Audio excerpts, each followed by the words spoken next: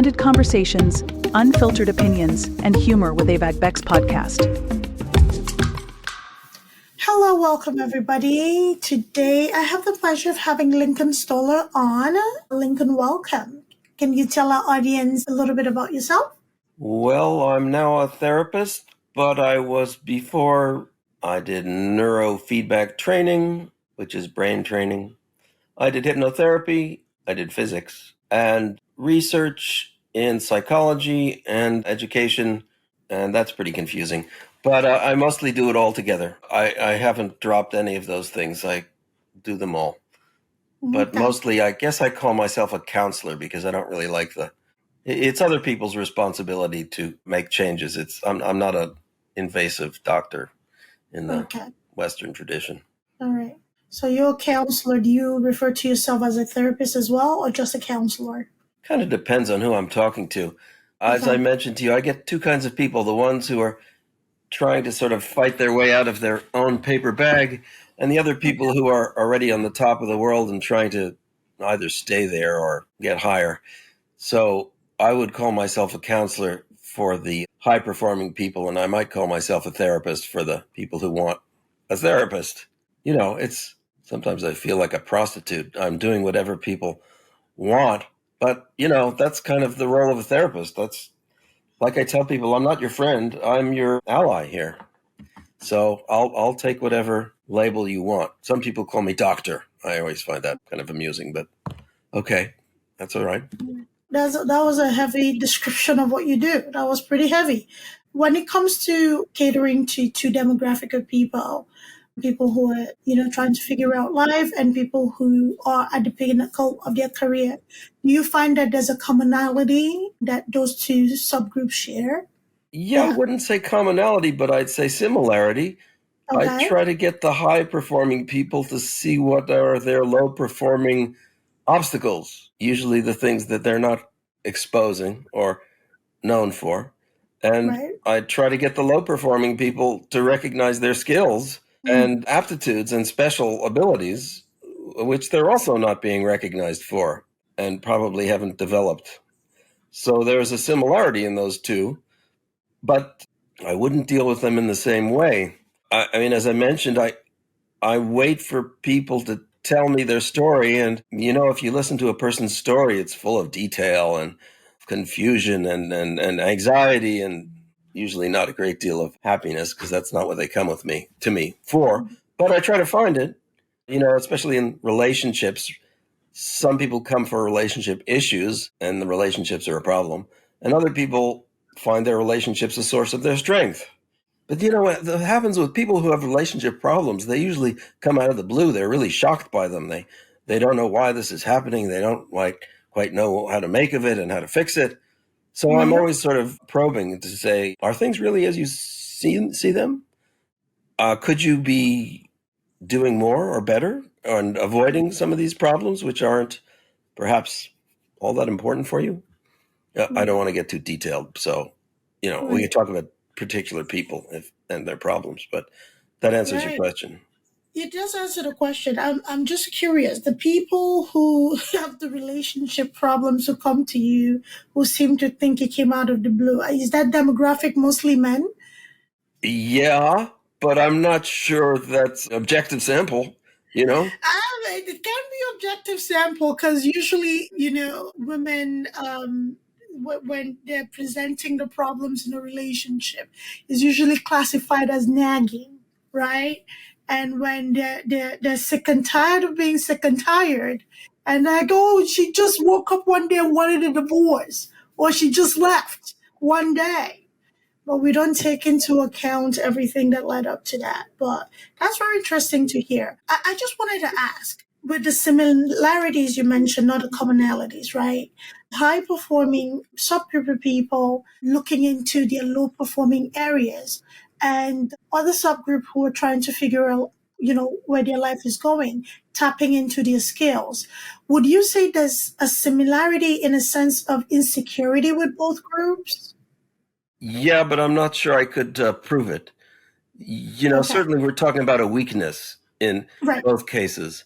So, yeah, weaknesses usually center around a lack of confidence and assertiveness and identity. So yeah, I mean, the high performance people are usually, they're upset because they're overworked and underpaid, underappreciated, underrewarded. And, that's ultimately a sort of a lack of defining their own boundary, of setting their own levels. I mean, it's complicated because in a lot of jobs, you're pushed and unrewarded, and people feel that way often. But it's funny because no matter how much they're paid, they still feel unrewarded.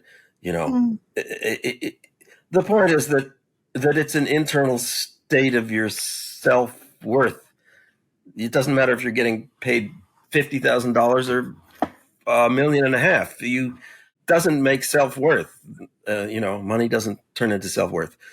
And the other people, it's different. If you feeling, I mean, I also think it's important to get into sort of medical issues because the difference between medical and mental is not that clear.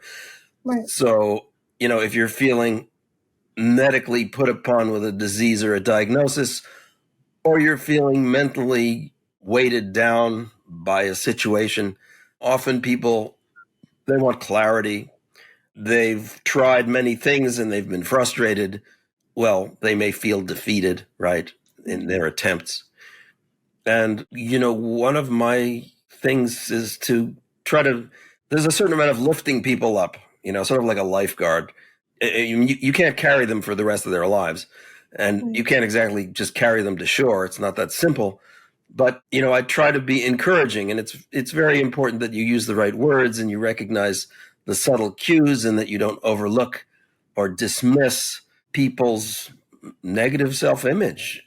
I mean, it's very easy. And I would fault a lot of counselors for just taking the obvious approach of saying, oh, you don't have a problem. You're capable. You're able. There's, it's like, that's not the point. If a person feels vulnerable, it's a deep thing. I had a client today. I mean, this is typical of depression, right? You can't just say, don't be depressed. There's nothing wrong with you. Everything's fine. You'll be like, that doesn't work. So, I was talking with this guy and, he feels an anxiety. He's felt the anxiety for 50 years. He's a well-liked, successful person. For me to dismiss his anxiety would be very unhelpful and disrespectful, in fact. So in spite of the fact that the way people are feeling may not make sense to anyone else, a part of my job, and I think anyone's who's really going to resonate on their frequencies, to accept them for how they feel. Right. So I work with this guy and we say, well, where does this feeling come from? And he says, oh, my father. Well, okay, that's, we can always go back to our childhood. And that's always a place to start. Right. But then the question is, actually, this is sort of interesting. He said, well, I've taken to using marijuana daily because it gives me a respite, a relief. And I said, well, maybe you don't want a relief. Maybe you actually need to face what is bothering you. And getting a relief is like taking another drink. Is very much like that, in fact. And what I want this client to do is hopefully use my help to go into the area that really bothers him, which he has never done and has never been encouraged to do, and probably doesn't find much attractive about it either. Right. So, and here's another important thing I think everyone should know, that a good counselor has no idea about your life. They're interested, they're insightful, they're curious, they're optimistic, but they don't know. Nobody knows. You know. And the question is, you're the guide, I'm just the horse. I'll pull, but you have to direct. Right. So it's a question of, this is the sort of rapport and understanding. As I said, I'm not, did I say this? I don't know. No, I don't think I did. I'm not your friend. I'm not here to be, supportive and encouraging. And I may, in fact, tell you that you're an asshole, or I'll do anything that will make you consider yourself differently from you. That's not my object, of course, but everybody's sort of stuck in their preconception. for good reason. They've taken them years to build it, and they've invested in it, and they've probably got an environment that encourages them to stay that way. Right. But I'm not your friend, but I'm not your doctor. I don't know what I am. And I think a good therapist has to be like that. I don't have the answers, and I'm not here to justify your thinking. Right. And so you have to have, I think, very importantly, a certain amount of courage. And this goes for, physical diseases too. You've got to have a certain amount of resilience. Don't listen to doctors who tell you that you're doomed or, this is your diagnosis and it's going to define you. You've really got to create something new for yourself, both physically and mentally. And there's a lot of risk there. There's a discomfort risk because you may not get support. And surprisingly, this is interesting, comes back to relationships. If you change yourself, others will be forced to change too. And they may not like it. Or they may like it. Well, I don't know. But be prepared for, some whitewater if you're going to change.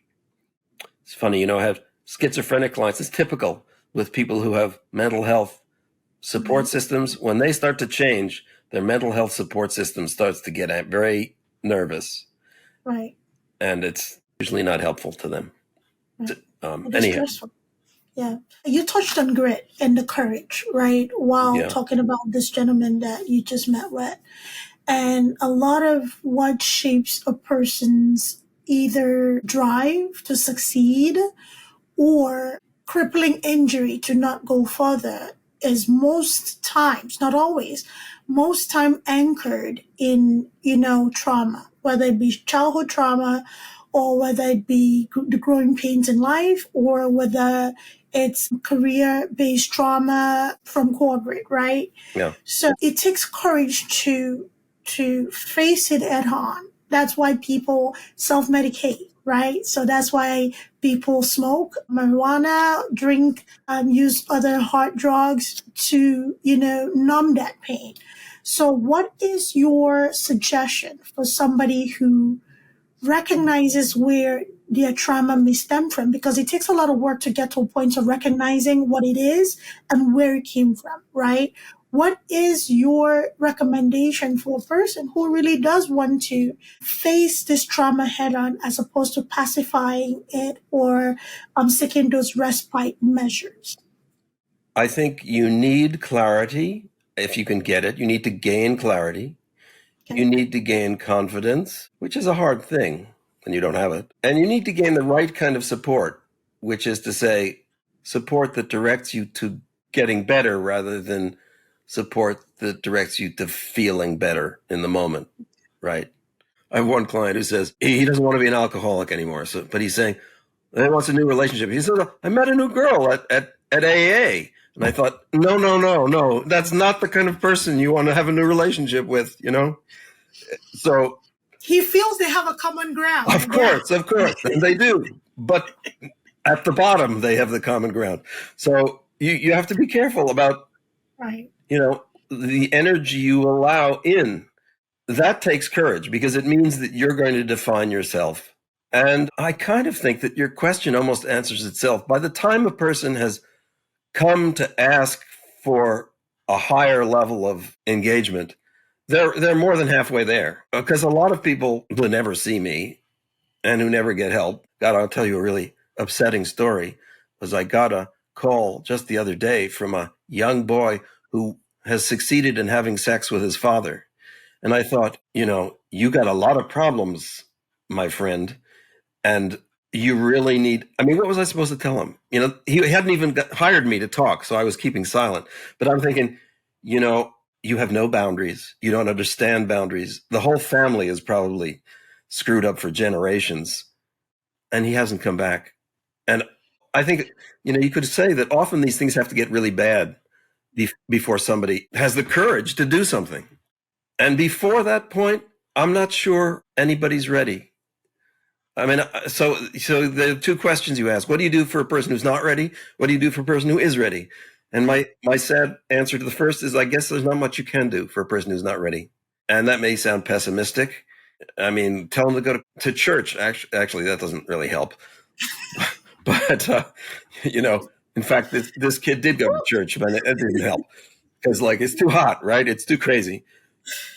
So, and then the other group is, what about somebody who's ready for help? Well, Right. be discerning, be courageous, be energetic, be patient. Patient is like the big word. It's like, if you're not patient, you'll get frustrated and burned out. Right. You have to recognize that you're most likely dealing with an issue that's probably bigger than you recognize, and maybe Right. older as well. I mean, things like racism. How are you going to fix racism? Good luck, or prejudice, or all kinds of attitudes Yeah. that you may have gotten yourself into or been born into, depending on your race and culture, your immigration, all kinds of things. So, another strange story. I have a 13-year-old son. I also have a 25-year-old son. 25-year-old son, he's flying high. The 13-year-old son, he's just 13, right? So he's going to school. I'm very anti-school. I think you got to learn on your own. So I'm always telling him not to do his homework. But You do? and he's the kind of person who says, no, I have to do my homework. Oh, okay, I have to do the other thing. So his homework is like the French Revolution. I can't think of anything less relevant to the current event. And so I was showing him a documentary last night, a very Yes. difficult documentary on the people in New York City who live in the subways. Right. No, not in they live in the subway tunnels. Mhm. They live in the darkness of the subway tunnels. And it was a kind of a difficult movie to watch because these people were living normal lives in a place you would never want to live. Right. And it made me think, well, God, what? I wouldn't even know what to say to those people. Well, I guess I'd figure it out if they talked to me. But it's part of my job not to like impose myself on people. Right. I encourage them to come, and I put out things just like now we're talking. I encourage people to reach out to me or somebody if they feel ready to be encouraged to do their work. Their work is anything. It's their life, right? It could be your illness, or it could be your family, or it could be your business and your goals. Everything. The only people who have no work are the ones who have no, mind.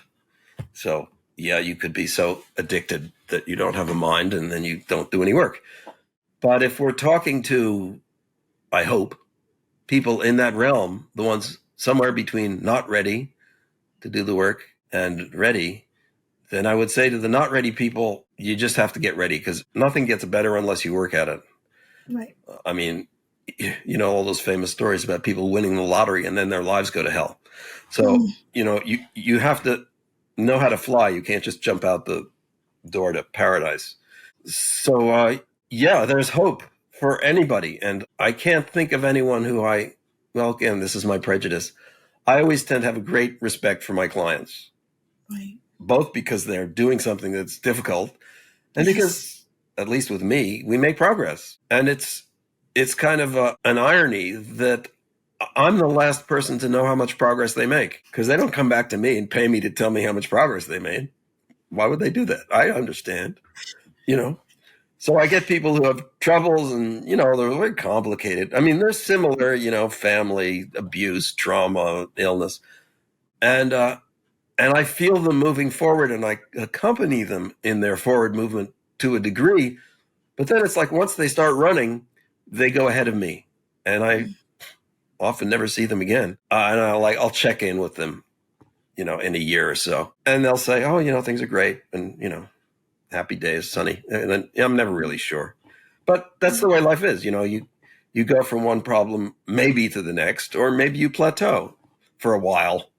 Right. And the plateau part is something that I think most people are not comfortable with because of the energetic nature of our beings. When things stagnate, it creates anxiety, it creates fear sometimes, right? So is that something that you, from the onset, set up your clients to expect? Or do you give them the tools to manage the anxieties and the concerns that come up when that plateau phase happens? Well, it depends on their situation. If they're, Okay. In dire need of help and support, I don't talk to them about, the oncoming disaster of their later lives. On the other hand, I do talk about that to a lot of my successful clients. I say, well, yeah, just because you're not going to buy your $3 million house doesn't mean you're really going to be happy.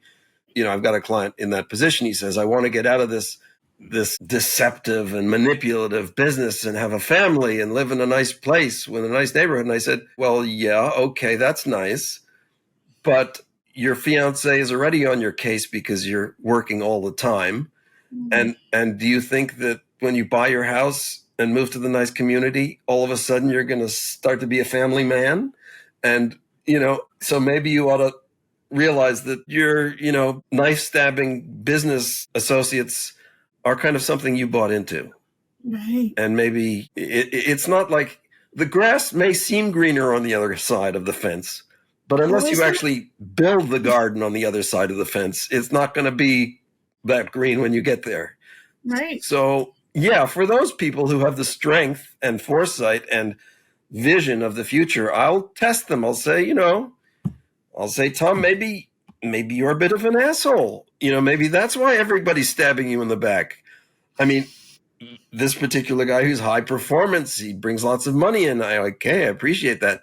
But this continual feeling of being betrayed by everyone around you, well, you're going to bring that into your family? How's that going to work? So, but I wouldn't say that to somebody who's like afraid to go out in the sunlight because they think they're going to dissolve. Right. That's a different thing. So I did have a client who was afraid that they couldn't go out into the sunlight because they would dissolve. And so basically with them, I just said, well, let's just go to a place where you're comfortable, in our minds. And this was the hypnotherapy stuff. Let's just create, because everything has to start in your imagination. I mean, our whole world is built on what we imagine it to be. So imagine it to be something positive. And let's just, with the small time that we're going to spend together, let's just go as deeply and as immersively as we can to find out what a positive place would look like. And then I do all this kind of fancy stuff like bringing in spirit animals and speaking to angels and stuff and say, who is your guide? Where is your strength? What can you remember? And it's surprisingly successful. If I guess it's done right. I mean, not everybody's open to this, of course. Some people just can't get out of their minds. But yeah, it's funny.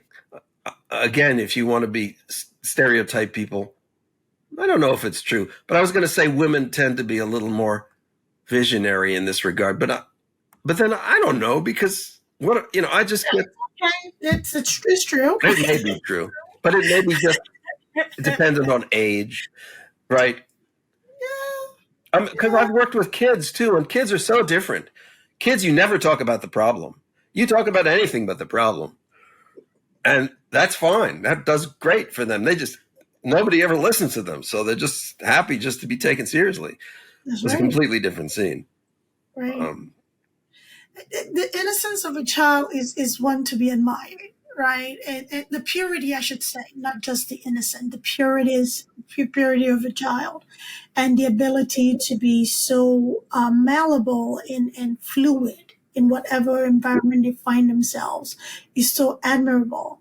Going back to that malleability and fluidity, the journey to heal is one that is very difficult, right? And the journey to heal, especially when somebody's willing and ready to confront the hurt or the trauma.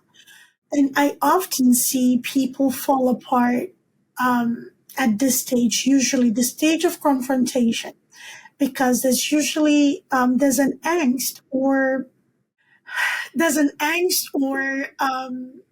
I should say on the other side a vision of the perpetrator or perpetrators, right, taking accountability. However, during that confrontation, when accountability doesn't happen, people usually spiral, right? So is there a way to prepare somebody to expect the unexpected or not to have expectations at all going into a confrontational situation with any trauma, be it, parent, siblings, you name it? I haven't had the experience of people spiraling on my watch. Okay. I've had people who were spiraling, but then when I'm pretty good at catching them. And I'm just thinking, I get a lot of credit for lifting people up. I remember one client who was spiraling, I said to him, look, Tom, I'm calling everybody Tom, you really deserve to survive, And for some reason, that was just like an epiphany. It like broke his world open. And he just kept repeating that I would deserve to survive. And to me, it was like obvious, but to him, it's like no one had told him that before. Mm-hmm. And I didn't really understand why, because, everybody's got a complicated story. But he was abused as a kid and, complicated this and that. And I don't know, it just seemed to be like the jet fuel that turned his spiral into an ascent. And he seems to have been ascending ever since. But, it's a mixed blessing because now he's got to reform his world. And his wife, who he was married to since he was a teenager, who was always his nurse and support person, has now become irrelevant. And she can't handle it. And she wants a divorce. And it's like, I guess, when you're no longer crippled, you don't need a crutch anymore. And it's sad to say that I guess his wife was providing him that. I don't know, it's not for me to say, but that's what it looks like. I only talk to my client. I don't talk to his wife, but the stories I hear, that's where it's going. So, I mean, yeah, it's like metamorphosis. When you outgrow one shell, I mean, you can take this as far as you want. First, you're very vulnerable. The crab that loses a shell has no shell. And then you have to form a new shell. Well, I don't know if that's the right metaphor, but you have to form a new skin at least. And so that, I think, everybody's dealing with their crisis of the moment, medical, mental, social, financial. And the question is, as you mentioned, in the comment you made about plateauing, what comes next? And I don't want to be negative. I want to tell people, do what you need to do. Don't worry about failing. Just do, do, learn, change, adapt. You're capable, you're worthy, have your value system in order so that you don't get stuck in guilt and blame. Fix your environment to the extent that you're not surrounded by people who want to do badly to you or see you do badly. And, that's a hard thing to do. People fall in love with the wrong people a lot. So that could be the problem, but it's usually not the first one. So, how do you get to the next plateau? I don't know. I think you just have to wait. I can tell these people, there's more work to do. And I do say, the enlightened person is not the person in paradise. They're the person who's taken the larger responsibility of the world on their shoulder. The saint is somebody who is doing everybody's work. And I'm not sure anybody wants to be that person. Though, the stories of saints is they all seem to be happy being crucified, but I'm not sure I'd be happy being crucified. Anyway, so you pick that battle if you want it. Right. So, talking about environment, because I like this conversation as we segue into healing practices, including hypnotherapy. So, there's a saying that you cannot heal where you got hurt, right?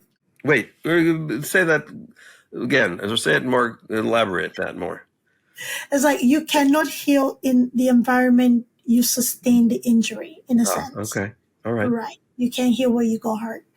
And a lot of, speaking from experience, given the work that I do and personally, a lot of hurt, when we're talking about childhood trauma or trauma in general, often comes from close proximity. When people say the call came from the house, is usually within close, intimate relationship, family members, friends of the family members, you name it. So we live in a culture and a society that emphasizes family relationship, right? So how is a person supposed to manage if the source of their trauma is familial in nature and the familial environment is not as supportive on the healing journey? How do you heal? So this client you mentioned who I'm thinking was a trauma bond, the wife, found somebody that she could be a caretaker for. Is there a way to like mitigate the situation where it doesn't lead to divorce. Okay, that's up to them. They can work that out and, decide that. But is there a way you can guide them down that path, or guide your client, since it's not a couple therapy, guide your client in a way of, mitigating the usefulness for his wife? And also for people that are not married, in this case, not your client, who have kind of a tumultuous relationship because of the trauma. Is there any advice or recommendation for them to either move forward and heal, or maintain the relationship with the family because society requires you do so because you only have one family? I have to tell people that the only way is up. Mm. I understand that we only have one family, and in fact, we can't really get away from our family. Right. But also, our family's issues are often not easily solved. They're often Yes. not of this generation. They could be, ancestral, which is not to make it mysterious or anything. It's just like patterning. And, we're all suffering from some lack of nurturance at some point. And I do think that when one person lifts themselves up, the people around them are given the opportunity to lift themselves up too. And that's the only thing that you can do as a person who's lifting yourself up is be patient, not be triggered or reactive, Right. be somewhat supportive, though you're trying to support what's positive, not what's negative, and have an infinite amount of patience, which may even extend beyond your lifetime to a kind of multi-generational sense. Okay. I mean, I often think of like Native American elders who had a kind of transcendent view of their own genocide. Mm-hmm. And like, how do you do that? That's just transcendent. So, I mean, I tell people, and I basically work toward bringing a person up. And if their environment won't come up with them, maybe they should leave their environment. And that's not possible if the environment is your family. Right. But, like most of us, we've never succeeded in bringing our parents up. Right. Well, I mean, maybe some people have, but, and I don't know many parents who, and maybe it's not for us to do. We offer, but our parents are at a different phase in their life, and they have different investments, and they have different dependencies on each other, and so forth and so on. But so we can all complain about our parents, especially the elder parents of adults who never seem to respond to the overtures we make to them. But, whatever. So, Right. I tell those people, the best you can do is offer. And this is true in all cases, actually. Even if, your partner, your romantic or marriage partner, the best you can do is offer from the best part of your heart. And then be patient and be understanding and not be triggered. But I mean, it's almost a little sick, because I'm telling people to become therapists for everyone else. And you don't get your needs met when you're a therapist. That's the deal. That's why I get money, because it's the only thing I can actually get a lot of insight and experience that I would otherwise lack. Right. And I find it valuable to help me disengage from my problems personally. But it's still, if it weren't for the money, I would have to do something else. So, I feel like I'm almost telling everyone to become a therapist for the people around them. Right. Lift yourself up, strengthen yourself, solve your problems, recognize that your imperative is to be a positive role in your own life and the others around you. And if they can't come along, well, you could ask why. You might ask them why. They may not tell you. I remember when my father was depressed and I tried to be solicitous and supportive, he turned on me and was vicious, because that was sort of his nature, that, you took advantage of weak people. And it's taken me, a long time to that was very weird, but okay. So you can't expect. So instead of support, my father turned to a psychiatrist who gave him drugs, which is essentially an addictive form of coping. And I don't think it worked. but nevertheless, that was his issue. And I knew his issues were big, and I wasn't old enough when maybe no one was able to solve his issues. So everyone's got that kind of stuff. You can lift yourself up, but I had a couple who came to me for couples counseling, and the woman was very, she seemed enlightened in many ways. And the guy was the opposite. They had originally met by taking drugs together and being kind of fucked up. But she had kind of raised herself out of it, and he had not. So they still had this relationship where he was still sort of skimming along the moral bottom, and she was rising to the top.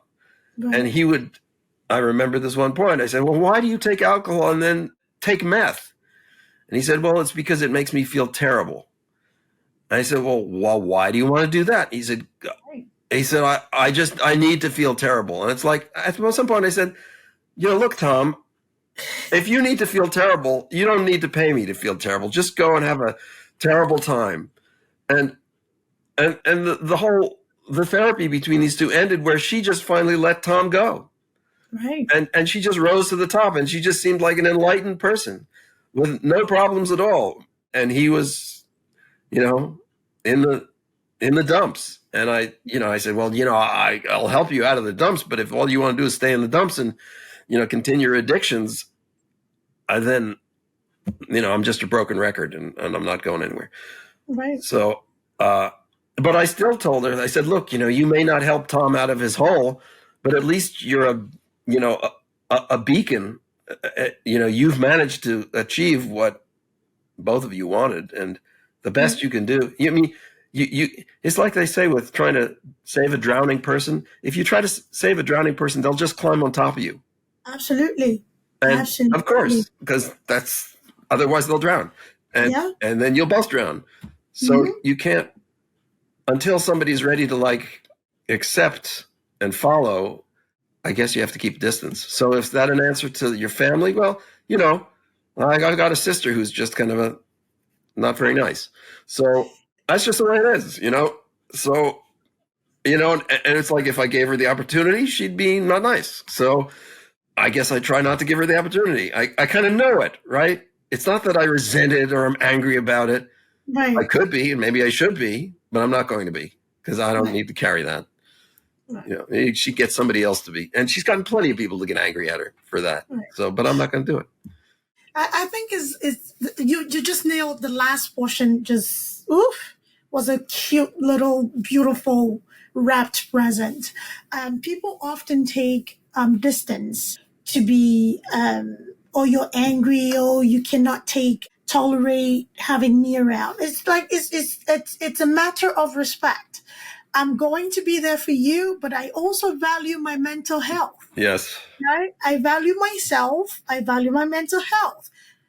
We will have a beautiful relationship if you respect me. Now, what I'm not going to do is continue to give you access to me, is continue to give you permission to not be respectful towards me. And people have a hard time with that, especially family. Yeah. Right? Mm-hmm. I've known many people who have gone no contact with their family members because of this simple principle.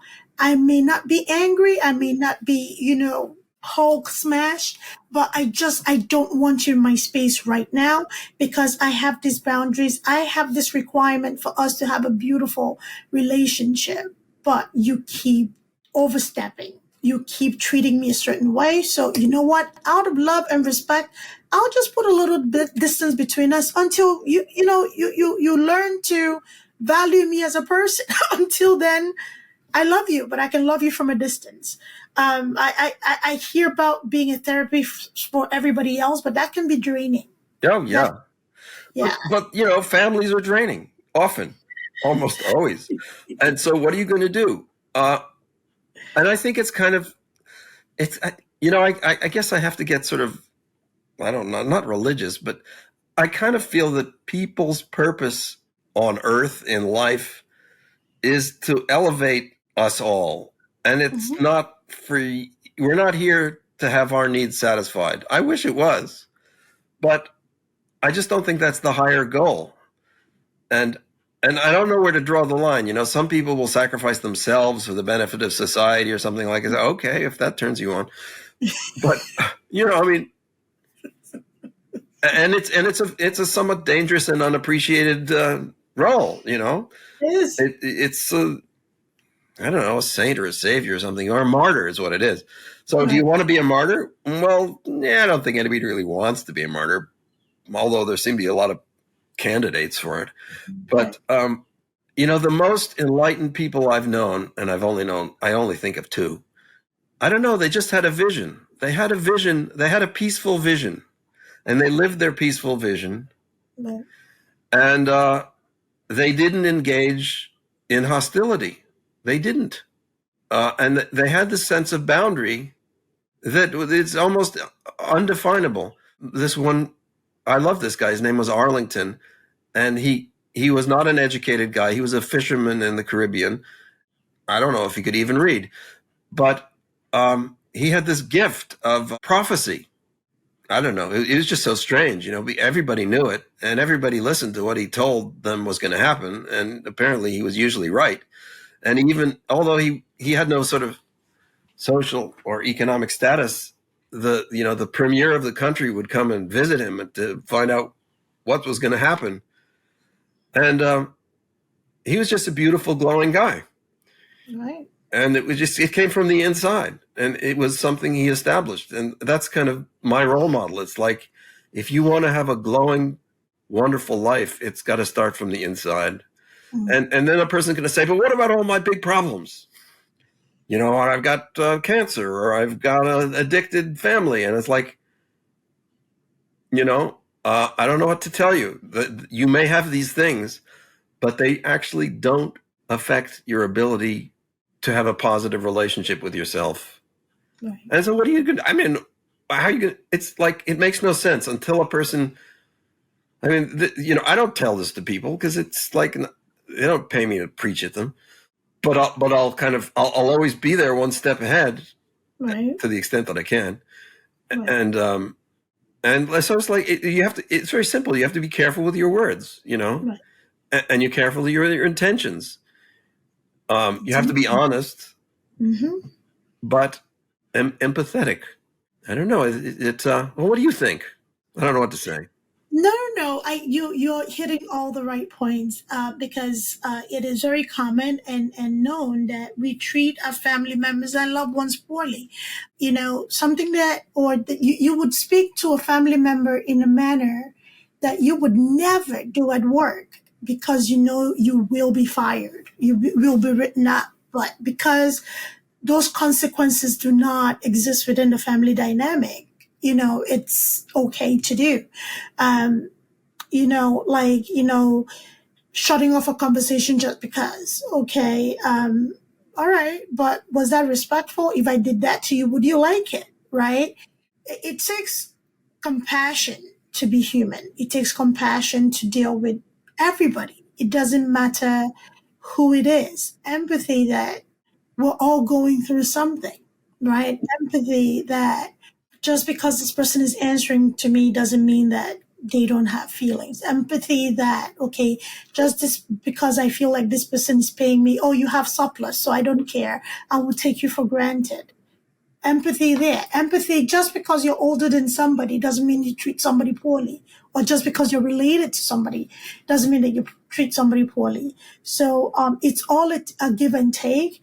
And most times, what I observe is that people who engage in negative self-talk or who do not have a strong and good relationship with themselves often are not the nicest people to others.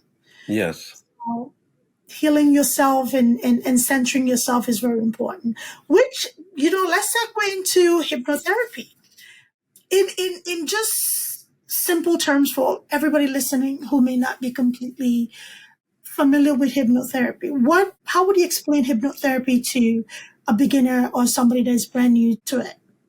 I would take an indirect approach and say it's altered state work. I would ask them, what do you know about altered states? So it could be, if you're in athletics, it could be a state of, flow or focus in an athletic pursuit. If you're an artist, it could be a state of inspiration or, productivity. If you're, it could be, having sex. That's an altered state. If, you have an orgasm, it's not perhaps the most controlled, or maybe it's the least controlled, but it's an altered state. If you're an alcoholic, or if you're a recreational drug user, these are altered states. And also, very importantly, when you become overwhelmed with emotion, this is an altered state. Also, sleeping is an altered state, and dreaming. So all of these, they're all altered states, and to an extent, you're a slightly different person in all of them.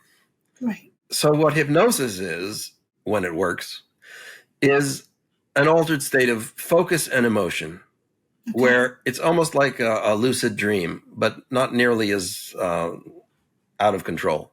Right. So, it's like you're feeling things arise in you.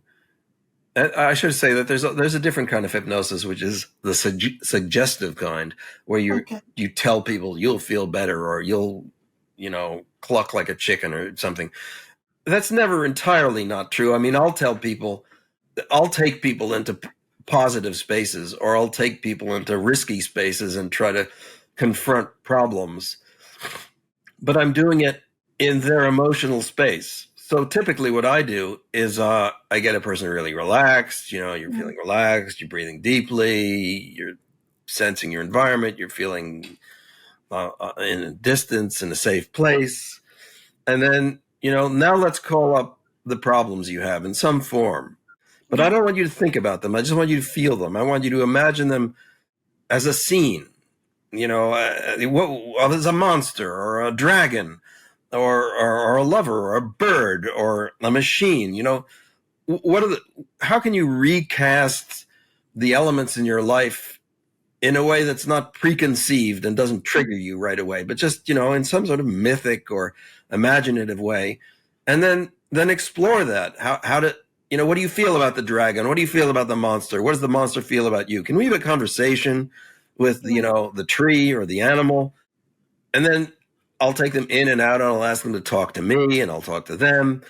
And then I usually try to, if we find something positive, I'll try to get them to anchor on it, think about the positive. What does it feel like? What are you holding on to? And I'll get from people, before I even start, what things they like and don't like. I remember I had one problem with taking somebody into this wonderful garden, and then I learned they had this phobia of earthworms. So that didn't work at all. So I didn't know about the earthworms, but I should have. You never know. And, do you have a fear of elevators? Because if you do, we're not going to go in an elevator. So, this stuff is there. No one would say unless you asked. So this is what you're trying to get somebody in an open, conductive, channeling state, and then you're working with it, and then I'll give them homework. I'll say, well, okay, if that was an important state, or an important insight, or an important state of mind, then work about getting back there, or bringing it forward. This is going to take us into brain training in a second, but because a lot of people's thought patterns are habitual. Right. They're rewarded. They're enforced by their environment, the people around them. This is why people go off and live in, seclusion. Right.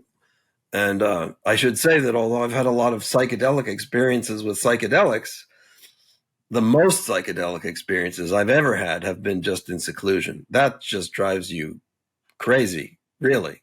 You try to stay in a cave for 3 days and you'll come out a different person. And positively or negatively, because can swing either way. Well, it's hard to say at the moment. I've done that and been feverish at the end, literally, and had to get out of there just because I was sweating like a dog. And I've had memories and dreams that I've never forgotten. And so it's hard to say whether it's positive or negative, because, it's like a lot of positive things come from breaking through negative barriers. Really, that's the simple answer. Right. So what you really want to do is have some discernment, because although I can help and encourage and support you, the sword is in your hand and the dragon is in your mind. Ultimately, I've taken people on these experiences, and then it appears that they're about to get raped. And at that point, I'll say, I think we're moving on, because, Okay. I think we're, this scene has evaporated and you're now in a pleasant, sunny, because okay, I can only help you to the extent that I can protect you. And I don't want to lead people into their trauma to be re-traumatized. Right. But unless I think that's what they really need and they want and they're ready for it, if they really ready to face the dragon, okay, let's face the dragon. But let's not have you torn to shreds. Yeah. So hypnotherapy can move to that area if you want to. It's not normal, but it's what I do. Okay. Normal hypnotherapy just sort of takes you to a pleasant place and reinforces your inner confidence. Right. Which is okay, but it's usually falls short of dealing with the dragon. So, like I say, some people aren't ready to do this, and that's fine. And some people aren't even ready to relax, and they're, always thinking and reasoning and rationalizing, and we call those people resistors. But okay, whatever. A certain amount of trust in me and themselves. Yeah. And courage.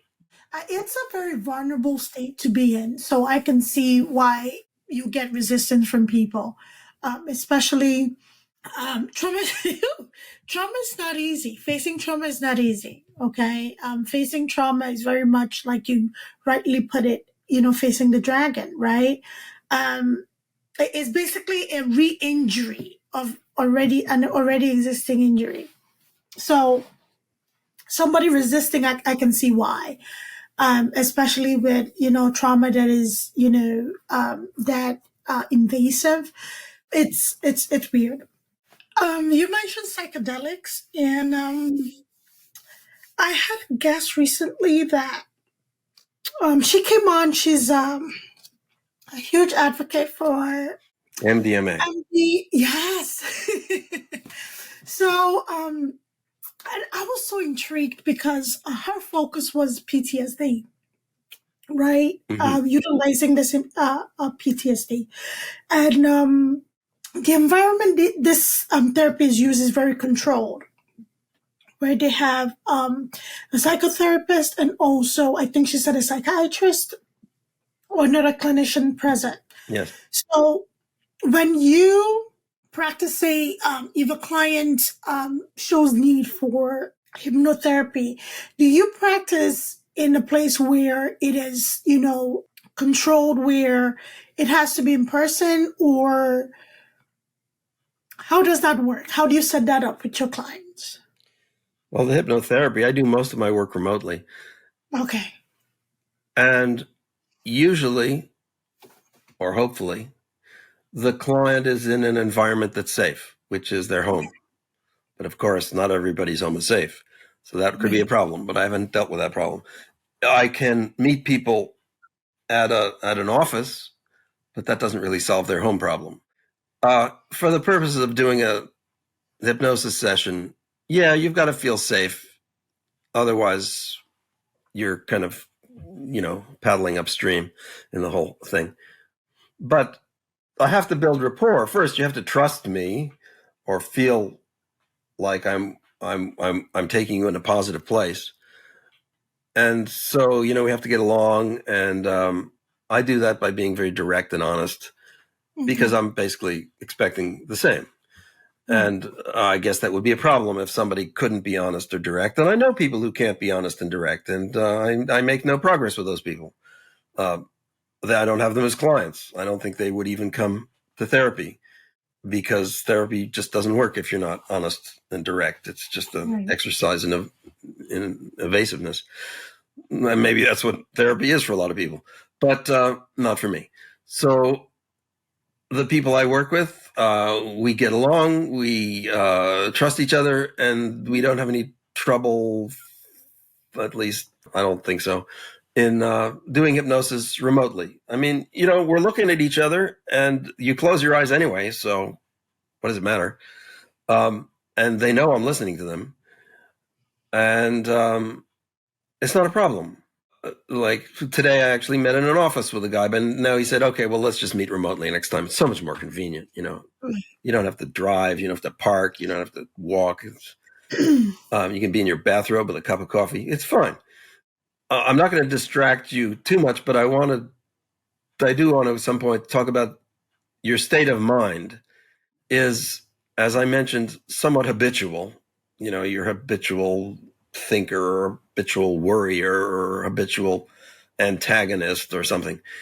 To some extent, that's the tool we work with, your mind. But also, I try to explain to people that that's not fixed. Everyone tells you that's your personality, and that it would take a great deal of time and effort and changing circumstance for you to change who you are. But it's not true. There's a certain amount. See, I do this brain training thing where you learn to control your brainwave balance in certain parts of your brain so that your personality shifts somewhat to become more relaxed or less, more stable and placid. And that can change a lot for you if you do that.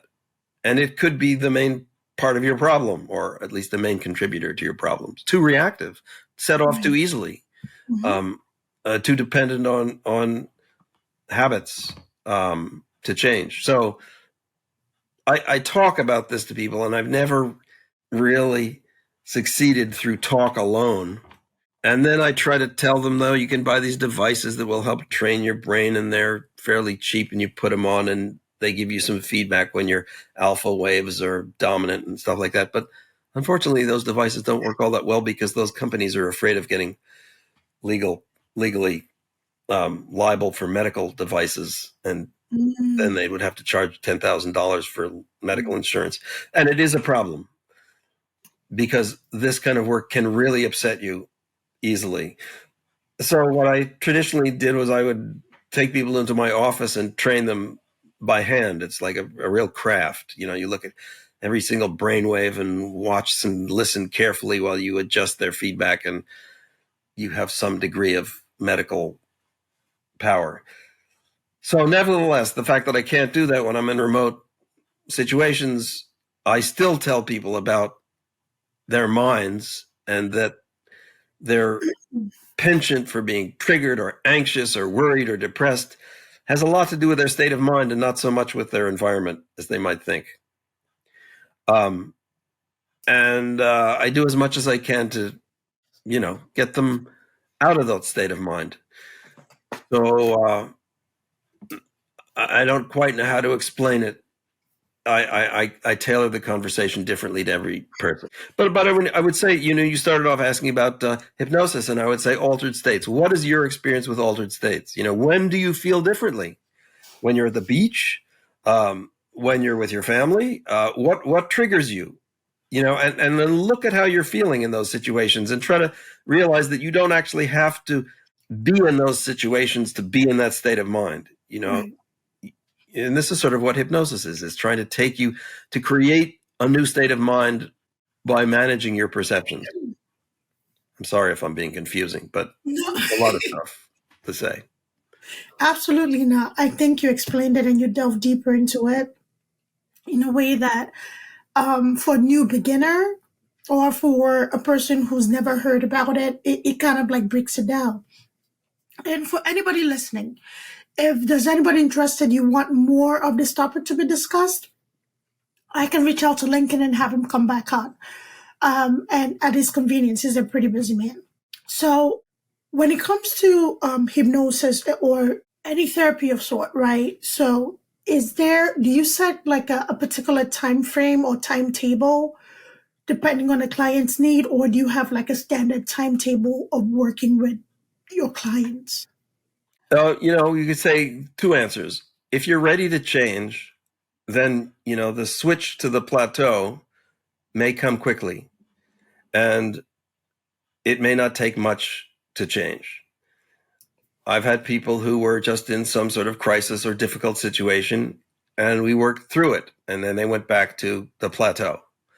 If you're on a sort of longer slope, because you've got a longer tradition, so if you've been depressed for 40 years, or you have PTSD that you've never resolved, I do find that progress is sort of episodic. You'll go through steps, and it's your decision what to do at the next step. Like the couple where the guy was a meth addict and the woman was, once it became clear that she was going to stay enlightened and he was going to stay a meth addict, okay, my work was done, So if that was the plateau, okay. As it does seem that when I work with people, it's kind of a question of getting to the next plateau. And it doesn't take that long in most cases to make progress. And I do have a bunch of people that I see every 2 weeks, but that's mostly because they value the conversation and they can afford it. So they tend to be the high performance people. And it's just like tuning, right? It's like, what is today's problem? What is the next goal? Let's look forward to it rather than, putting out the fire. Let's look forward to things. So that it's basically, there are two ways I work with people. It's like dealing with an issue and trying to move beyond it, and then just maintaining things for people who can afford and value that. And then the final answer is, if you don't value it, don't do it. And then I sort of wonder, am I being valuable and all that stuff? But that's my problem. It's not for me to decide whether I'm being valuable. I do the most I can. They have to decide.